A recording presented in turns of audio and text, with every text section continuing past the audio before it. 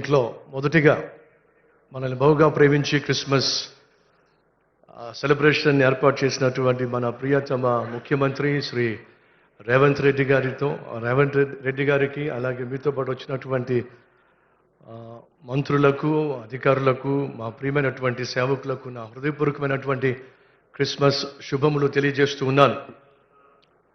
సహజంగా మనిషికి బట్టలు చిరిగిపోతే టైలర్ దగ్గర తీసుకెళ్తాడు, చెప్పులు తెగిపోతే చెప్పులు కుట్టేవాడి దగ్గర తీసుకెళ్తాడు, బైక్ పాడైపోతే మెకానిక్ దగ్గర తీసుకెళ్తాడు.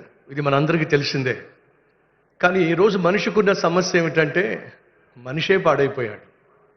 మనిషి పాడైపోయాడు, ఆ మనిషి మనసు పాడైపోయింది. ఇప్పుడు మనిషి బాగుపడాలంటే ఎవరి దగ్గరికి వెళ్తే మనిషి బాగుపడతాడు? మనిషిని సృష్టించిన దేవుని దగ్గరికి వెళితేనే మనిషి బాగుపడతాడు. పాడైపోయిన మనిషి బాగుపడాలంటే మనిషిని సృష్టించిన దేవుని దగ్గరికి వెళ్ళాలి.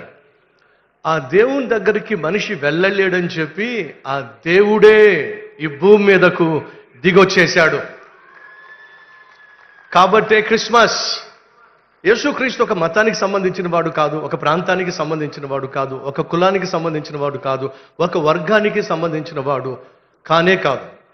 యేసుక్రీస్తు లోకరక్షకుడని, నశించిపోతున్న మనిషిని రక్షించటానికి ఈ భూమి మీదకు వచ్చాడు. కాబట్టే ప్రపంచంలో మీరు ఏ దేశానికి వెళ్ళినా ఆ దేశంలో ఈ సమయంలో క్రిస్మస్ పండుగ సెలబ్రేట్ చేసుకుంటున్న ప్రధాన కారణం ఏమిటంటే ఈ ప్రభు అయిన యేసుక్రీస్తు అందరివాడు, అందరికీ ప్రభువు. కాబట్టే ప్రపంచము సెలబ్రేట్ చేసుకుంటూ ఉంది. మన ప్రియతమ ముఖ్యమంత్రి రేవంత్ రెడ్డి గారు, దేవుడు మీకు ఇచ్చినటువంటి విలువైన స్థానం, మీరు ఒక ప్రాంతానికో, ఒక వర్గానికో, ఒక కులానికో, ఒక మతానికో చెందినవారు కాదు, అందరినీ సమానంగా చూసేవారు. కాబట్టే కదండి మేమందరం రాగలిగాం, ఈ విధంగా ప్రభువును క్రిస్మస్లో ఆరాధించగలుగుతున్నాం. మీకు నా హృదయపూర్వకమైన ధన్యవాదాలు. యేసుక్రీస్తు లోకానికి వచ్చినప్పుడు మనిషిని ప్రేమించడానికి వచ్చాడు, ప్రేమను చూపించడానికి వచ్చాడు, ప్రేమను నేర్పించడానికి వచ్చాడు. అందరినీ సమానంగా చూసిన ప్రభు పేదవారిని మరెక్కువగా ప్రేమించాడు. అలాగే ధనవంతుల్ని ప్రేమించే వాళ్ళు ఉంటారు, పలకరించే వాళ్ళు ఉంటారు, పొగిడే వాళ్ళు ఉంటారు, కానీ పేదల్ని ఎవరూ పట్టించుకోరు. కాబట్టి ప్రభు అయిన యేసుక్రీస్తు ప్రధానంగా పేదలను పట్టించుకున్నాడు, పేదలను ప్రేమించాడు, పేదలను పలకరించాడు. అలాగే ఈ రాష్ట్రాన్ని నడిపించడానికి దేవుడు మీకు ఇచ్చిన ఈ భాగ్యంలో పేదవారిని పట్టించుకోమని, బలహీన బలుగు వర్గాల పట్ల ప్రత్యేకమైన శ్రద్ధ మీరు చూపిస్తున్నందుకు మా ధన్యవాదాలు తెలియచేస్తున్నాను. పేదలను ప్రేమిస్తే ఏం జరుగుతుందో ఒక్క ముక్కలో చెప్పి ముగించేస్తాను. అది ఫేమస్ రెస్టారెంట్. ఆ పట్టణంలో చాలామంది జనం అక్కడికి వెళ్తారు, కిటకిటలాడుతూ ఉంటుంది. ఆ ఫేమస్ రెస్టారెంట్లో ఒక అమ్మాయి సర్వ్ చేస్తూ ఉంటుంది. ఆ ఫేమస్ రెస్టారెంట్లోకి ధనవంతులు వస్తారు, దర్జాగా కూర్చుంటారు. కానీ అనుకోకుండా ఒకరోజు ఒక ముష్టివాడు ఆ రెస్టారెంట్లోకి వచ్చేసాడు. అది చూసిన మేనేజర్కి కోపం వచ్చింది. డబ్బున్న వాళ్ళు వచ్చి భోజనం చేస్తే రెస్టారెంట్లో ఆర్డర్ ఇస్తే డబ్బులు వస్తాయి, ఈ ముష్టివాడు వస్తే మనకు డబ్బులు ఎక్కడి నుంచి వస్తాయి అని చెప్పి అక్కడ పనిచేసేటటువంటి ఒక ఆత్మీయురాలైనటువంటి సర్వర్ని, వెయిట్రెస్ని పిలిచి ముందు ఆ ముష్టివాడిని బయటికి గెంటేసాయి. ఇలాంటి ముష్టి వాళ్ళ కోసం కాదు ఈ రెస్టారెంట్ పెట్టింది, వాడిని ముందు బయటికి గెంటు అని అంటే ఆత్మీయురాలు, ఆ మంచి వెయిట్రెస్, అయ్యా నేను ఈ రెస్టారెంట్లో పనిచేసేటప్పుడు ట్రైనింగ్ పుచ్చుకున్నాను, ఆ ట్రైనింగ్లో ఏం చెప్పారంటే అందరినీ సమానంగా చూడాలి, అందరినీ ప్రేమతో పలకరించాలి, ఎవరొచ్చినా ఆహ్వానించాలి, చక్కగా వారికి ఆతిథ్యం ఇవ్వాలని చెప్పి నాకు ట్రైనింగ్ ఇచ్చి పంపించారు. ఇప్పుడు మీరేమో ముష్టివాడని చెప్పి పేదవాడని చెప్పి బయటికి గెంటేమంటున్నారు, అది ధర్మం కాదు కదయ్యా. వాడు ముష్టివాడు, వాడు ఏం తింటాడో దానికి బిల్లు కూడా కట్టలేడు వాడు. ఒకవేళ వాడు కనుక బిల్లు కట్టకపోతే నీ శాలరీలో కట్ చేస్తా, అవసరమైతే నిన్ను తీసి పడేస్తా. నా ధర్మాన్ని నేను నిర్వర్తించే ప్రక్రియలో అవసరమైతే నా శాలరీ పోగొట్టుకుంటాను, కానీ ముష్టివాడని పేదవాడని వాడిని పట్టించుకోకుండా బయటికి ఎలా గంటేస్తానయ్యా. అక్కడికి వెళ్ళింది ప్రేమతో, అయ్యా మీకు ఏం కావాలో చెప్పండి నేను సర్వ్ చేస్తానంటే, అమ్మ ఏముంది, ఇడ్లీ ఉంది చెప్పుకుంటూ వచ్చింది. సరే ఇడ్లీ పెసరట్టు తీసుకురా అమ్మ.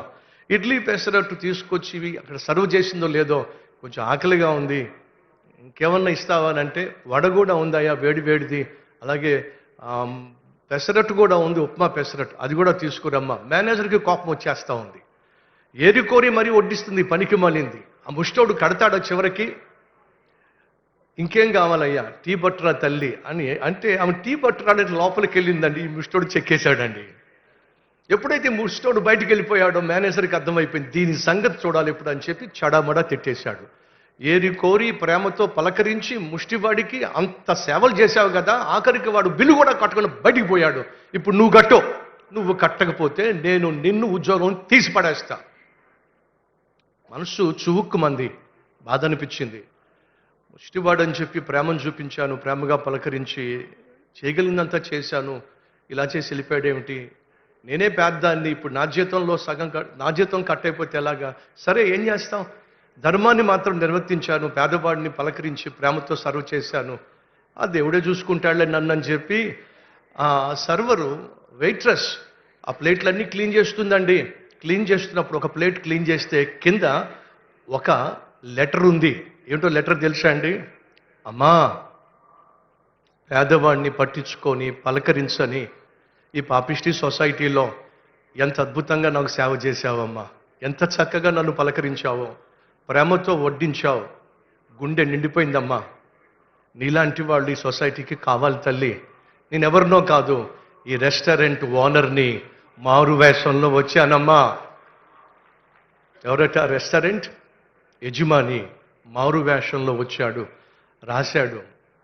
నువ్వు చూపించిన ప్రేమకు, ఆప్యాయతకు, అనురాగానికి మురిసిపోయిన నేను ఈ రెస్టారెంట్కి నిన్ను మేనేజర్గా చేస్తున్నా, వాడిని బయటపడేస్తున్నా అని చెప్పి పేదవాడిని ప్రేమించిన పుణ్యానికి ఆ రెస్టారెంట్కి యజమానిని, ఆ రెస్టారెంట్కి మేనేజర్ని చేశాడండి ఆ యజమాని. అయ్యా, ఆ పేద ఆవిడ ఒక్కరికే సేవ చేయగలిగింది. కానీ భగవంతుడు, ప్రభు మిమ్మల్ని ఎంతగా నమ్మాడంటే మీ చేతుల్లో ఈ రాష్ట్రాన్ని పెట్టి వారికి దేవుని ప్రేమను చూపించమన్నాడు. పేదవారికి, బలహీన బడుగు వర్గాలకు మీరు ఏం చేయగలరో అది చేయాలని దేవుడు ఆశించి ఈ రాష్ట్రాన్ని మీ చేతుల్లో పెట్టాడు. ఆ భగవంతుడు ఏదో ఒక రోజు వస్తాడు, ఏదో ఒక రూపంలో వస్తాడు. మీరు చేసే ఈ అద్భుతమైన పరిపాలనను నిండారా దీవిస్తాడు. మీరు ఎప్పుడు సంతోషంగా ఉండాలి. మీరు సంతోషంగా ఉంటే రాష్ట్ర ప్రజలు సంతోషంగా ఉంటారు. రాష్ట్ర ప్రజలు సంతోషంగా ఉంటే దేవుడు మరింత సంతోషించి మీకు మంచి ఆరోగ్యాన్ని, ఆయుష్ను, అద్భుతమైన పరిపాలన ఇవ్వాలని భగవంతుడిని, ప్రభువుని కోరుతూ సెలవు తీసుకుంటున్నాను. హ్యాపీ క్రిస్మస్ మీకు ప్రతి ఒక్కరికి. Thank you so much. ఒకసారి గట్టిగా చప్పట్లు కొట్టి సతీష్ గారిని అభినందిస్తాము. మంచి ఇలస్ట్రేషన్ ఇచ్చారు. అయితే ఆ ఇలస్ట్రేషన్లో మరి మన ప్రియతమ నాయకులు రేవంత్ రెడ్డి గారు అందరినీ కలుపుకొని